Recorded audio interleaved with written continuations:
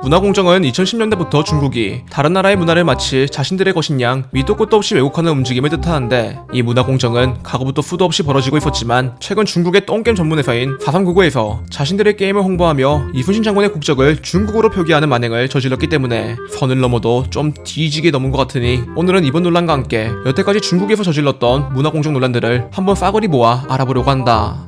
먼저 이번 논란에 대해 설명하기에 앞서 4399라는 회사에 대해 소개를 해보자면, 4399는 저석시 200년 복귀 증정 죄송합니다 기적의 검 운영진이 사과드립니다 라는 식의 저질 허위 광고를 남발하고 있는 전설의 게임 기적의 검을 만든 중국 회사로, 이들은 허위 광고나 리뷰 조작은 물론 잦은 표절을 통해 여러 양성형 동게임을 만들고 있기 때문에 수많은 중국의 회사들 중 가장 악질인 회사라는 평가를 받고 있다고 한다. 최근 이 4399라는 회사에서 문명정복이라는 게임을 한국에 출시하며 뒤지고 싶었던 건지 이순신 장군을 소개하는 멘트에 중국 문명이라는 글을 적어 이를 본 한국의 네티즌들이 엄청난 비판을 하기 시작했는데, 그러자 거세지는 비판에 위기를 느낀 4399의 한국법인이 명칭이 잘못됐음을 확인하고 즉시 삭제 조치했다. 홍콩에 있는 광고 대행사에서 편집 실수가 발생했고 검수를 받지 않은 상태로 광고에 사용됐다 라는 사과문을 작성한 뒤 급하게 광고를 내렸다고 한다. 하지만 이들의 해명이 사실이든 아니든 과거부터 중국에서 게임을 문화공정의 한 수단으로 이용하며 한복과 각과 같은 한국의 전통 의상에 대해 중국의 문화라는 스탠스를 취하거나, 과거부터 중국의 네티즌들이 이순신 장군을 명나라의 장군이라고 우기며 이순신 명나라의 충신, 중국의 문화를 한국에 전해줘서 감사합니다 라는 똥글을 싸지른 적도 있기 때문에 이번 논란 또한 실수가 아니라 의도적이었다 라는 의혹을 받고 있다고 한다.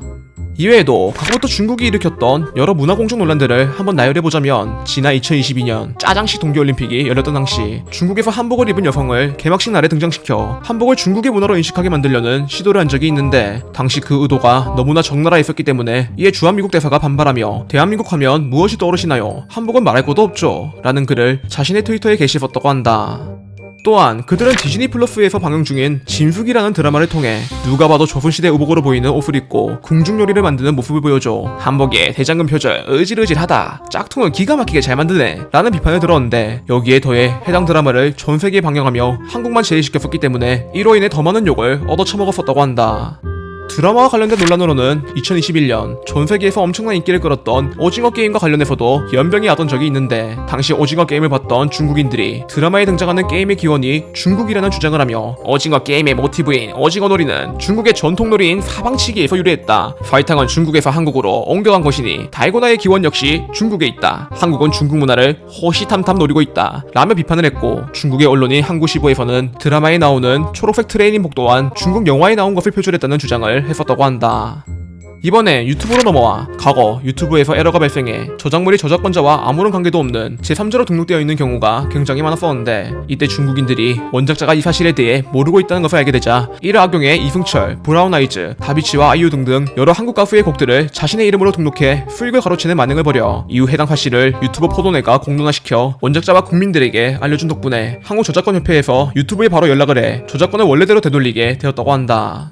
이외에도 중국에서는 설날과 같은 명절 또한 중국의 춘절을 도용했다는 주장을 하고 있는데, 그 예로 게임 오버워치에서 한국의 설날을 축하하며 기념 스킨을 발매하자 발작 버튼이 눌린 중국인들이 분리자들에 대해 클레임을 걸었던 적이 있고, 2021년에는 서울에 거주 중이었던 한 조선족이 한국인들의 춘절 도용을 중단해주세요, 중국의 춘절을 설날이라고 도용하는 게 가슴 아픕니다, 원래 우리 한국인 중국인은 근본 없는 서구 일본 놈들과 다르지 않습니까? 그러므로 도용을 중지하고 설날이라는 이당 명칭을 폐기해주시기 바랍니다 라는 글을 청와대 국민청원에 올린 적도 있어, 한국인들이 이딴 걸 올릴 거면 중국 가서 살아라 라며 김치맛 매운 댓글 폭격을 박았었다고 한다.